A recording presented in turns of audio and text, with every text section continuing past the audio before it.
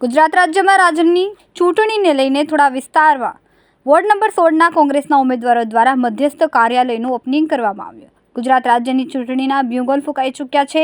એવામાં ward number 16માં Congress પાર્ટીના ઉમેદવાર અશોકભાઈ પરમાર, વાસુદેવભાઈ સાબરપરા, કપિલાબેન દોમડિયા તેમજ કાજલબેન બખતડિયા દ્વારા દાંગી ગેસ સોસાયટીમાં મધ્યસ્થ કાર્યાલયમાં ઓપનિંગ કરવામાં આવ્યું હતું। આ કાર્યક્રમનું ઓપનિંગ વિપુલભાઈ ઉધનાવાલા હસ્તકે કરવામાં આવ્યું, જેમાં મોટી સંખ્યામાં કોંગ્રેસના કાર્યકર્તાઓ ઉપસ્થિત રહ્યા હતા। ઉમેદવારો દ્વારા વોર્ડ નંબર 16માં લોકોના જે પ્રાથમિક જરૂરિયાતોના પ્રશ્નોને વાચા આપવાનું આશ્વાસન ઉમેદવારો દ્વારા કરવામાં આવ્યું હતું। વિપુલ ઉધનાવાલા, સુરત શહેર કોંગ્રેસ પ્રમુખ। આજે અમે સુરત મહાનગરપાલિકાની જે ચૂંટણી ચાલી રહી છે એમાં સુરતના વોર્ડ નંબર 16ની અંદર આજે મુખ્ય કાર્યાલયનું ઉદ્ઘાટન છે અને એ ઉદ્ઘાટનની અંદર અહીંની તમામ લોકો, તમામ સોસાયટીના આગેવાન, અમારા કોંગ્રેસના તમામ આગેવાનો અને અમારા ઉમેદવારો અહીં અમે સૌ સાથે આ ઉદ્ઘાટનની અંદર ભાગ લઈ રહ્યા છીએ। આજે સુરત શહેરની અંદર છેલ્લા 30 વર્ષથી જે રીતે ભાજપનું શાસન ચાલી રહ્યું છે એ જ વાતો, એ જ વાત અને એ જ વાત આજે સુરતની પરિસ્થિતિ વર્ષોથી એ જ છે, કોઈ બદલાવ નથી। અને તમે જુઓ છો તેઓ બહુમતીના જોરે આજે મીટર રાજ ચલાવી રહ્યા છે। પાણી પર મીટર, લાઇટ પર મીટર, બધા ડિજિટલ મીટર, કચરાના નામે પૈસા ઉઘરાવવા, સફાઈના નામે પૈસા ઉઘરાવવા, ખૂબ મોંઘો ટેક્સ વસૂલવો, ગરીબ અને મધ્યમ વર્ગને કેવી રીતે લૂંટવા। ગાડી પાર્કિંગમાં જાઓ તો 20 રૂપિયા, 30 રૂપિયા, હાલતે ચાલતા બગીચામાં જાઓ તો 20 રૂપિયા। દરેક જગ્યા ઉપર તેઓ પ્રાઇવેટાઇઝેશન કરી અને લોકો, ગરીબ જે અને મધ્યમ વર્ગના લોકોને લૂંટવાની કોશિશ કરી રહી છે।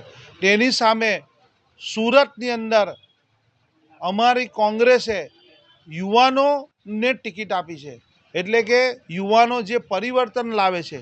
આજે આપણો ઇતિહાસ છે કે જ્યારે પરિવર્તન આવે છે તો યુવાનો લાવે છે ને, અને યુવાનો જે પરિવર્તન લાવે છે તેનાથી ઇતિહાસ સર્જાય છે। આજે સુરત ખુશાલી માંગે છે, જે રીતની ખુશાલી સુરતની હતી તે બરબાદ થઈ ગઈ છે ભારતીય જનતા પાર્ટીના શાસનમાં। આજે લોકો દરેક વસ્તુ લોન પર લેવા માટે નિર્ભર થઈ ગયા છે, જે બચત હતી તે ખતમ થઈ ગઈ છે। આજે વ્યવહારની અંદર સોનું જોઈતું હોય તો સપનું પણ નહીં આવે એ રીતનો ભાવ ને એટલો મોંઘવારી છે। ત્યારે આજે સુરતની અંદર જે પરિસ્થિતિ છે એ પરિસ્થિતિની સામે સુરતની જનતા એ પરિવર્તન માંગે છે અને કોંગ્રેસ જીતવા જઈ રહી છે। અમે પદયાત્રા કરીએ છીએ, ડોર ટુ ડોર પ્રચાર કરીએ છીએ, લોકો ખૂબ અમારા સમર્થનમાં ઉતરા છે અને કોંગ્રેસ આ વખતે બીજેપીને જે મધ્યમ વર્ગની સાથે જે દુઃખ આપ્યું છે એનો બદલો લેવા માટે લોકો કોંગ્રેસનો સાથ આપી રહ્યા છે અને કોંગ્રેસ જીતી રહી છે। મારું નામ વાસુ સાબલપરા છે અને છેલ્લા 15-20 વર્ષથી અમે લોકો અહીંયા જે વર્ક કરીએ છીએ, જ્યારે ઇલેક્શન આવે ત્યારે ઘણા આ લોકો ખોટી રીતના જે ખોટા નીકળી પડે છે, અમે આ કરીશું ને અમે તે કરીશું, જૂઠા વાયદા કરે છે। અમારી કોંગ્રેસ સરકારે ક્યારેય પણ ખોટા વાયદા કર્યા નથી। આની પહેલાં જ્યારે અમારા 4 કોર્પોરેટર હતા ચૂંટાઈને આવેલા, લોકોને એ પણ નહીં ખબર હતી કે આપણી પ્રાથમિક ગ્રાન્ટ, આપણે પ્રાથમિક સુવિધા શું છે।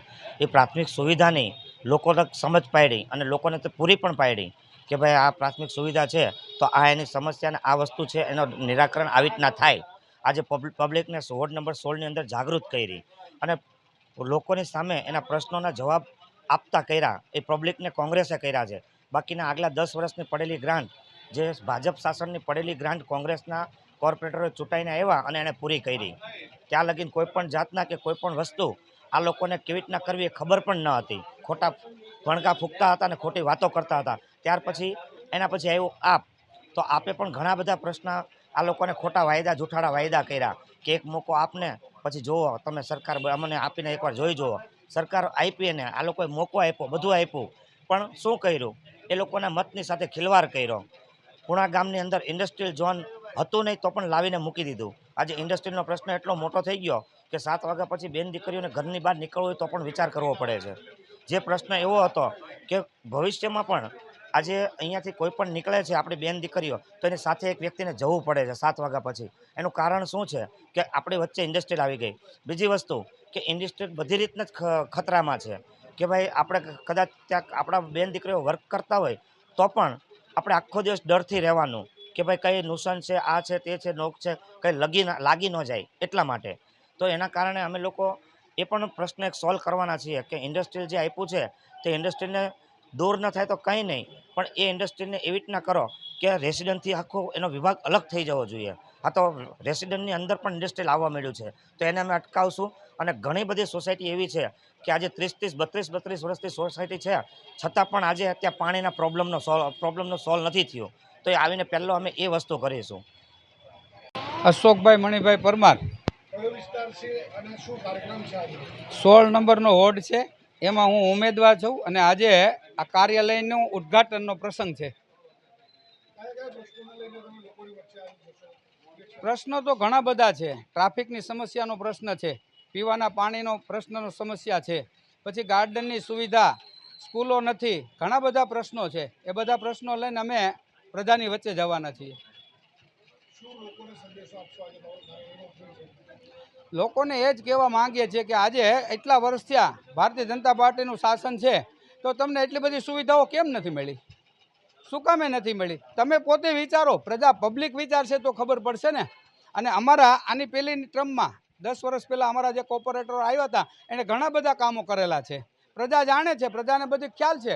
અને અમે આવશું તો પણ અમે પ્રજાની વચ્ચે રહેવાવાળા છીએ અને પ્રજાના જે કંઈ કાર્યો છે એનું અમે સોલ્યુશન લાવવાના છીએ.